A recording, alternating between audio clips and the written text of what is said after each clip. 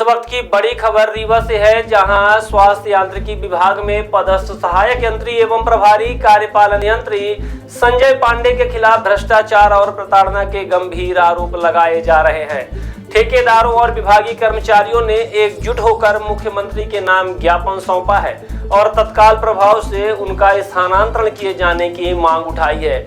आरोप है कि संजय पांडे पर करोड़ों के भ्रष्टाचार में संलिप्त रहने का मामला विधानसभा तक पहुंच चुका है। कुछ कर्मचारियों पर कार्यवाही भी हो चुकी है, लेकिन इसके बावजूद इन्हें न केवल पद पर बनाए रखा गया बल्कि रीवा और मऊगंज दोनों जगहों का अतिरिक्त प्रभार भी सौंप दिया गया। कर्मचारी और संविदाकारों का कहना है कि इसी वजह से उनके हौसले और बुलंद हो गए हैं। संविदाकारों ने आरोप लगाया है कि संजय पांडे के कार्यकाल में 2 वर्षों से कोई भी प्रमुख कार्य पूरा नहीं हुआ, न ही नई योजनाओं की तैयारी की गई। किसी भी कार्य को बिना एडवांस राशि लिए पूरा नहीं किया जाता। ऑडिट, मुख्यमंत्री कार्यक्रम, विभागीय मंत्री या अन्य मदों के नाम पर लगातार वसूली की जाती है। विभागीय प्रगति शून्य हो गई है और ठेकेदार कार्य करने से कतराने लगे हैं। संजय पांडे द्वारा समय पर वेतन भुगतान नहीं किया जा रहा। 16 सितंबर 2025 तक भी खंड कार्यालय के कर्मचारियों को वेतन नहीं मिला, जिससे उनके सामने भरण पोषण का संकट खड़ा हो गया है। फाइलों पर अनावश्यक आपत्तियां लगाई जाती हैं और हस्ताक्षर में देरी की जाती है। कई बार कर्मचारी घंटों इंतजार करते हैं, लेकिन फाइलों पर साइन नहीं होते, जिससे कामकाज बाधित हो रहा है। बाद में देरी का रोष भी उन्हीं पर मढ़ दिया जाता है। कर्मचारियों और संविदाकारों ने सर्किट हाउस में बैठक कर मुख्यमंत्री से सीधी हस्तक्षेप की मांग की है।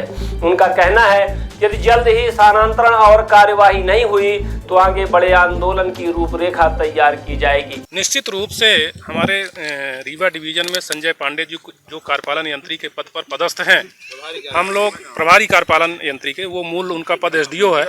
तो 2 साल से हम लोग उनकी कार्यशैली को झेल रहे हैं। हमने देखा कि कोई भी काम हो, उनसे केवल आदमी बात बार कर ले, कोई काम हो नहीं सकता।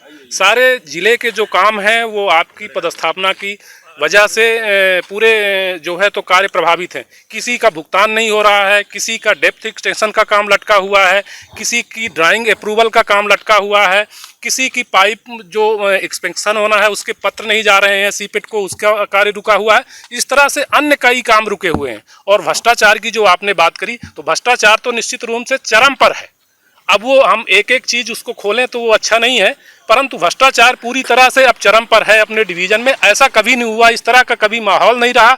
और जो उनका इस डिवीज़न में आतंक है, उस आतंक से तो ना कोई कर्मचारी बचे हैं ना कोई ठेकेदार बचे हैं। सब कोई भयभीत हैं, सब कोई आतंक के उससे हैं। कई 2-3 ठेकेदार तो हार्ट अटैक आ गया, मृत्यु तक उनकी हो गई। और उनके आज तक 2-2 साल हो गए, 1.5 साल हो गए, उनके तक क्लेम नहीं निकल पा रहे हैं। उनकी जो बिल आज तक नहीं लग पा रही हैं, उनके भुगतान नहीं हो पा रहे हैं। ऐसी स्थितियाँ निर्मित हैं। जो लोग विभाग की बात सड़क तक आ ही गई है, तो बता दीजिए किस तरह से पैसे की मांग की जाती है, जो कि आपने आवेदन में दिया आप लोगों को। देखिए, उसमें फिर अपन इसको इसलिए नहीं कर सकते, आप ऑफलाइन जब बात करेंगे तो अपन उसको भी बता देंगे। उसमें कई लोगों के नाम ले लेके पैसे की डिमांड आती है, तो इसको आप ऑन द कैमरा हम बात नहीं कर सकते हैं, क्योंकि हम लोग एक सिस्टम से बंधे हुए हैं। हम लोगों को काम करना है, हम लोगों को आपका जो पत्र में लिखा हुआ है बिल्कुल बीएस के नाम पर, मुख्यमंत्री के कार्यक्रम के नाम बिल्कुल बिल्कुल बिल्कुल बिल्कुल बिल्कुल बिल्कुल के नाम पर बिल्कुल आप लोगों से वसूली की जाती है। बिल्कुल। आप लोग ये पैसा कहाँ से देते हैं? अब वो पैसे हमको नहीं देते तो इसीलिए तो काम रुकता है। काम रुकता क्यों है भाई? यदि 5% की डिमांड हुई, हम 5% नहीं फिलअप कर रहे हैं तो हमारे पेमेंट नहीं होगा। हमारी एमबी बिल बन के नहीं आएगा, OTP नहीं जाएगी, इसलिए आप लोग देते हैं। जी मजबूरी है। नहीं करेंगे तो भुगतान नहीं होगा। और देने के बाद भी चलो एक सिस्टम बना लो, आपको इतना चाहिए, ठीक है, हम आपको उतना किसी तरह से कर्जा काट के, किसी से मांग के, ब्याज में लेके, खेत बेच के, जो कुछ भी पूर्वजों का मिला है उसको भी बेच के यदि आपको दें तो भी काम हो जाए, इस बात की कोई गारंटी नहीं है। क्या नाम है? शिवेंद्र तिवारी। सर मेरे पापा जी श्री लाल बहादुर सिंह यहाँ पे एक ठेकेदार थे और 45 वर्षों तक उन्होंने अपना योगदान दिया इस पीएचई विभाग को, और वो बहुत ही अच्छे व्यक्ति थे। इतने जितने भी आपको संविदा कार्य यहाँ दिखाई दे रहे हैं वो हमारे पापा की देन है। बोरिंग मशीन के मामले में हमारे पिताजी पहले नंबर के कॉन्ट्रैक्टर थे और गवर्नमेंट कॉन्ट्रैक्टर थे।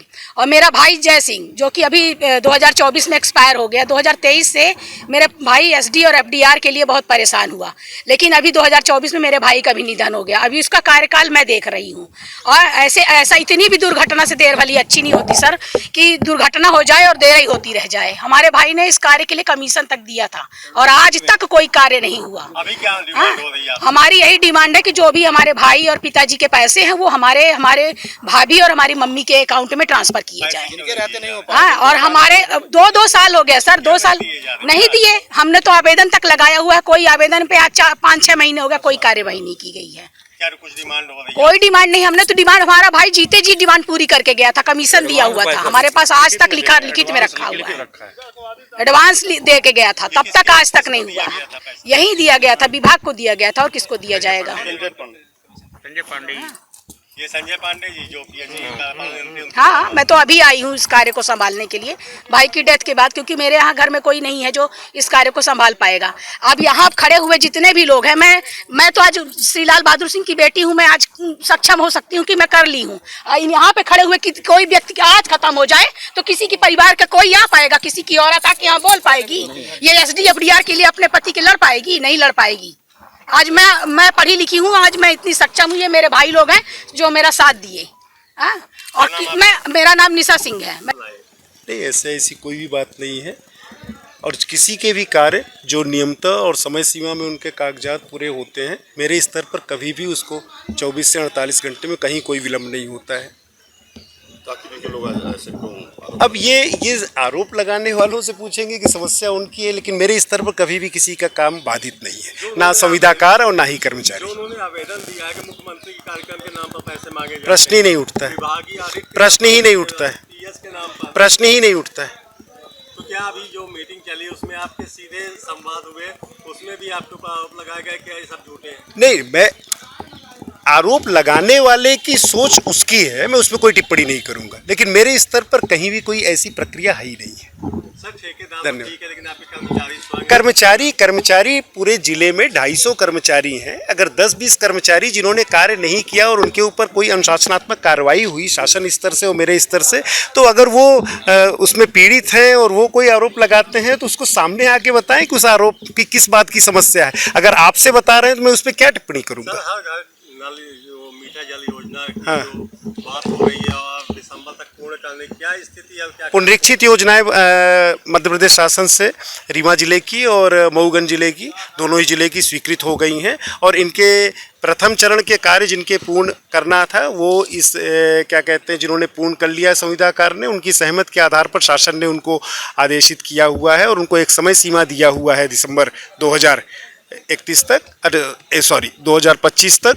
और जिन संविदाकारों ने अपनी सहमति नहीं दिया था और जिन संविदाकारों का कार्य अत्यंत कम स्थिति में था, वहाँ पे निविदाएं भी लगाई गई हैं, और निविदाओं के माध्यम से और जो संविदाकार कार्य करने की सहमति दी, जिसको शासन ने अब स्वीकृत दिया, उसके आधार पर सभी को ये कार्य, हम इसको दिसंबर तक कार्य पूरा करेंगे और जनवरी, फरवरी, मार्च में इसका ट्रायल रन पूरा करके संबंधित ग्राम पंचायत को हस्तांतरण की पूरे लक्ष्य लेके कार्य कर रहे हैं। आपको ऐसा लगता है कि ये इस तरह की स्थिति में 3 महीने में कार्य हो सकेंगे? 100% होगा। जो भी किसी की समस्या है, समस्या का समाधान जब सामने है, नियम से कोई समस्या है, नियम के अधीन है, उसका सभी चीज का समाधान है।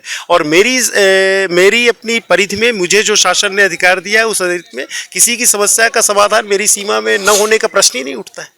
आपके खिलाफ ये नाराजगी क्यों है? किसी व्यक्ति की नाराजगी के लिए क्या टिप्पणी है? अगर उसको कोई समस्या मुझसे व्यक्तिगत है तो व्यक्तिगत मिल सकता है। क्या अगर किसी मेरे व्यवहार से अगर किसी को कहीं कोई तकलीफ है तो वो मुझे बता सकता है, तब उस पर मैं कोई बात करूं।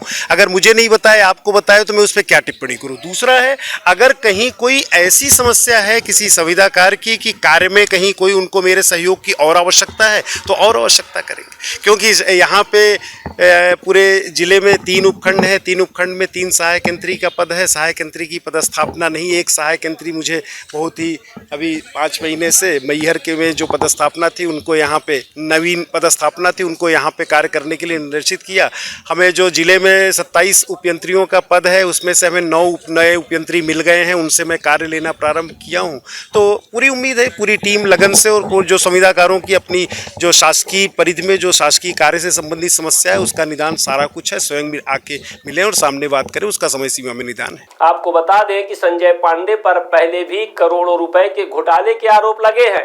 मामले की गूंज विधानसभा तक पहुंची थी और कुछ कर्मचारियों पर गाज भी गिरी थी, लेकिन पांडे को हटाने की बजाय अतिरिक्त प्रभार दिया गया, जिससे ठेकेदारों और कर्मचारियों में गहरा आक्रोश है। आपको बता दें कि अब सीधे मुख्यमंत्री तक पहुंच चुका है। देखना होगा कि भ्रष्टाचार और प्रताड़ना के इन आरोपों के बाद सरकार की ओर से क्या कदम उठाए जाते हैं।